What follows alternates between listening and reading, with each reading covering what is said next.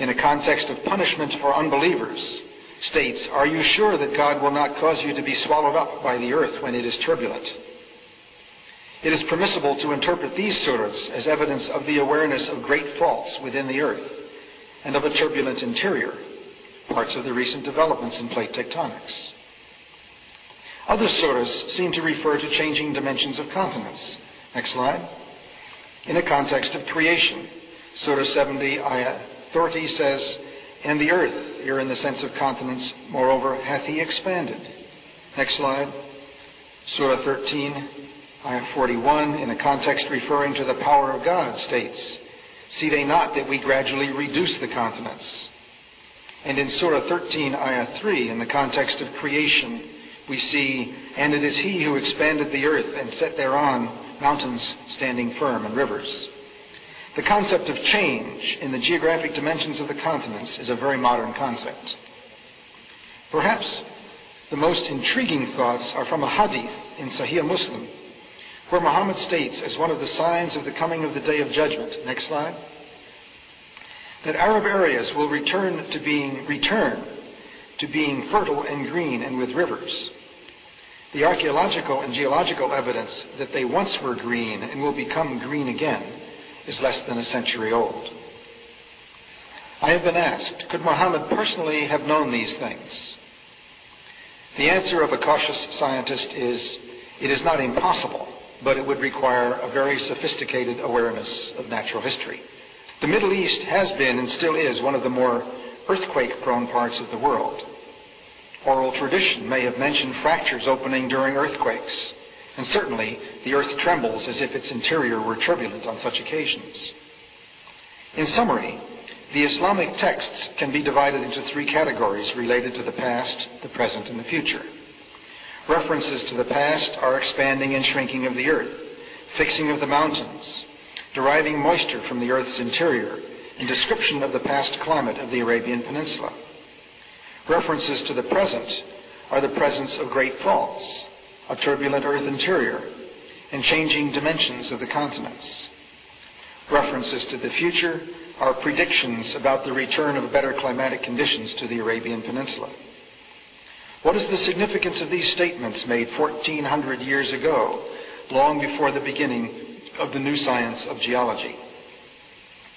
We need research into the history of early Middle Eastern oral traditions to know whether, in fact, such historical events have been reported. If there is no such record, it strengthens the belief that God transmitted through Muhammad bits of his knowledge that we have only discovered for ourselves in recent times. We look forward to a continuing dialogue on the topic of science and the Qur'an in the context of geology. Thank you. The Qur'an on Scientific Facts and Discovery. Dr. Gerald C. Goeringer. Dr. Gerald C. Goeringer is Course Director and Associate Professor of Medical Embryology at the Department of Cell Biology, School of Medicine, Georgetown University, Washington, D.C., USA.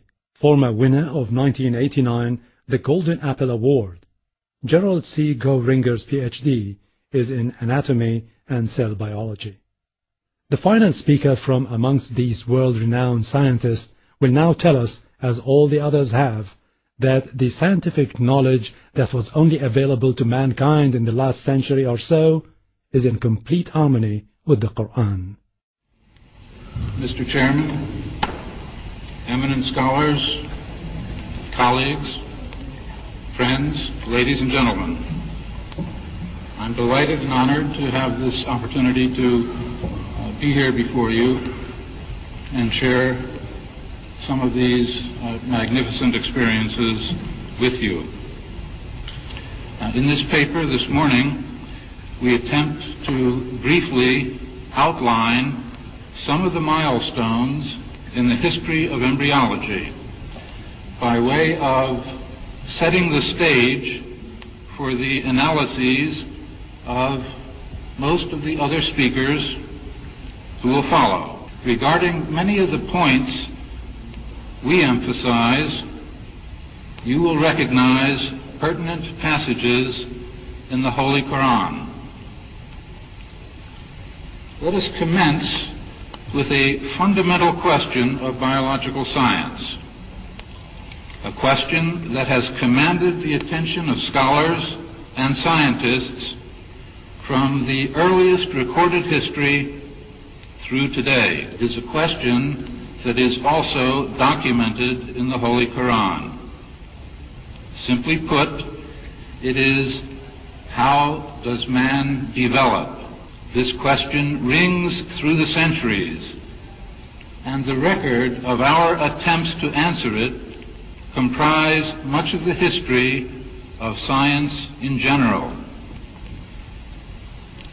Therefore, the history of embryology is linked inescapably to the history of science in general, inasmuch as embryology deals with the genesis of all higher life forms. It is also closely related to the historical development of philosophical thought. Indeed, the scientist of not too many years ago referred to himself, and was referred to by others, as a natural philosopher. In broad terms, we can divide the history of embryology into three phases. The first phase, which we can call descriptive embryology, traces back more than 6 centuries before the Christian era and extends forward into the 19th century AD. This was the time during which observations of developmental phenomena were recorded and interpreted in various ways. Some of the earliest records survive from the 4th, 5th, and 6th dynasties in ancient Egypt. The official title, opener of the king's placenta, is on record as being held by at least 10 successive individuals. Later, a standard representing the royal placenta, may we have the first slide, please, was carried ahead of the pharaohs. The properties attributed to the placenta were of magical or mystical significance. In fact, until the time of the ancient Greeks and after, science and magic were closely joined. It was the Greeks who elevated science into the realm of reason. This by virtue of the fact that observations were less often interpreted in terms of the mystical, but rather in the light of reason. In point of fact, were it not for a number of Arab writers, many of the earlier Greek works would have been lost to us. Centuries, scientific inquiry flourished, and the works of Vesalius discussed and debated. Now, this is rather short shrift for 3 exciting centuries. A coagulum of blood, the upper left, and seed, in the imagination of the author of this work, from this blood clot, Before discussing the rise of experimental embryology, let's turn, please. This 17th century development led to the publication by Ham and van Leeuwenhoek of grouped among illustrations of sheep sperm. What marvelous times these were. What reveals a description of human developmental stages from the earliest through hath he created him. From a sperm drop he hath created him and then moldeth him.